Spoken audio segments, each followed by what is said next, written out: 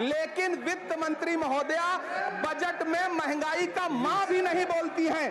बच्चों की किताब और पेंसिल तक पर टैक्स लगाने वाले सरकार से मैं पूछना चाहता हूं कि आप मध्यम वर्ग का हितैषी बताते हैं खुद को, तो शर्म नहीं आती है? श्री जी से पूछना चाहता हूं आपके माध्यम से कि शायद आपको पता ही नहीं है कि गृहस्थी चलाने वाली एक गृहिणी की मुश्किलें क्या क्या होती हैं। आपने कभी सोचा भी नहीं होगा कि जब वो किचन में सब्जी बनाने के लिए कढ़ाई में तेल डालती है तो उसके साथ उसके आंसू भी गिरते हैं। सभापति महोदय, शायद उन्हें पता भी ना हो कि एक छोटी सी गाड़ी और एक छोटे से फ्लैट का ईएमआई भरने के बाद इस देश का एक गरीब इंसान जब अपने बच्चों की फीस भरने के बारे में सोचता है तो उसे कितनी खुशियों का गला घोंटना पड़ता है। शायद उनको पता भी नहीं है कि फसल बेच करके बिटिया की शादी का सपना सजाने वाला किसान जब अपनी फसल बर्बाद देखता है तो कितनी रातें सो भी नहीं पाता है। सभापति महोदय, शायद वो कभी इस पीड़ा को समझ ही नहीं पाएंगी कि परिवार के किसी एक सदस्य को कैंसर जैसी बीमारी हो जाए तो घर और जमीनें गिरवी रख उठती हैं लेकिन इलाज नहीं हो पाता।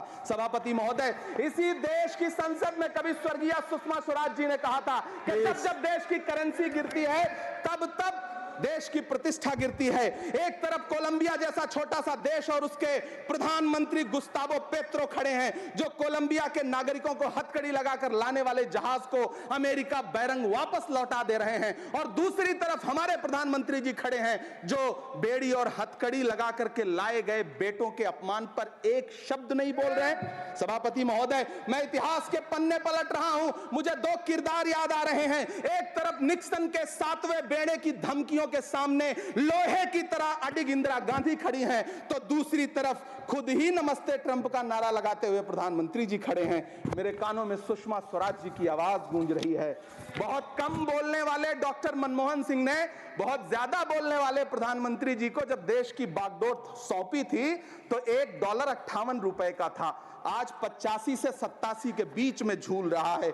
इन दिनों रुपए की अहमियत गिरती है तो न तो देश की प्रतिष्ठा गिरती है ना प्रधानमंत्री की गरिमा। जिस देश में 80 करोड़ लोगों को 5 किलो राशन के लिए कतारों में लगना पड़ता हो, उस देश में यह सरकार 12 लाख तक के टैक्स न लेने के लिए अपनी पीठ थपथपा रही है।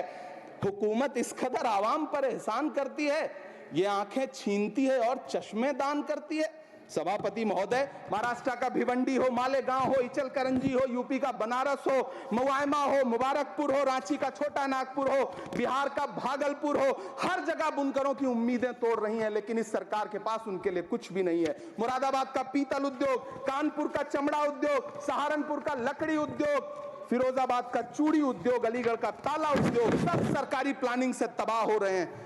इन तमाम के बीच सरकारी सपोर्ट से बस एक उद्योग फल फूल रहा है, नोएडा का नफरत उद्योग। सभापति महोदय, जिस देश में 40 से 45% मेडिकल फैकल्टी की सीट खाली हो, वहां बजट में 75,000 नए मेडिकल सीट्स का ऐलान हो रहा है।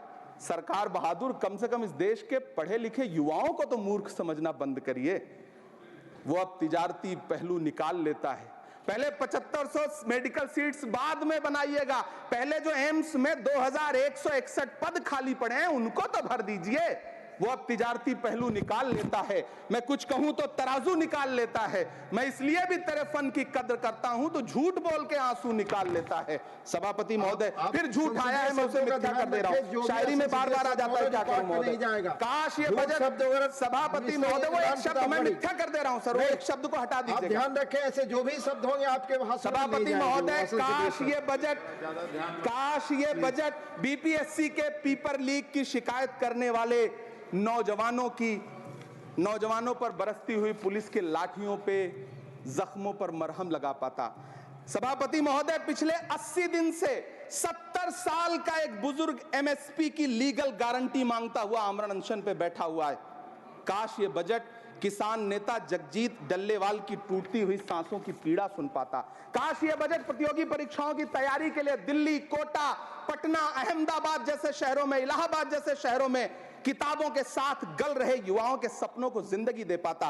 काश ये बजट वंदे भारत के सुनहरे विजुअल के बजाय देश की गरीब जनता को कुछ और पैसेंजर ट्रेनें दे पाता। काश ये बजट सीनियर सिटीजन को ट्रेन टिकटों में मिलने वाली रियायतें वापस लौटा पाता जिनको सरकार ने कोविड के नाम पे छीन लिया था। काश ये बजट किसानों की राह में कीले नहीं बल्कि कालीन बिछाने वाला बन पाता।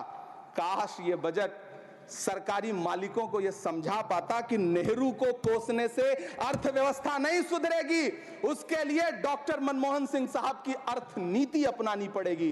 पिछले 11 साल से नेहरू जी को कोस रहे हैं, आखिर कब तक कोसिएगा? थोड़ा पंडित नेहरू जी के बारे में पढ़िए, तब पता चले कि पंडित नेहरू की शख्सियत का नाम है। दुनिया का पहला ऐसा राजनेता जिसने अपनी जिंदगी की आजादी के लिए, देश की आजादी के लिए 3259 दिन अंग्रेजों की जेल में बिताए।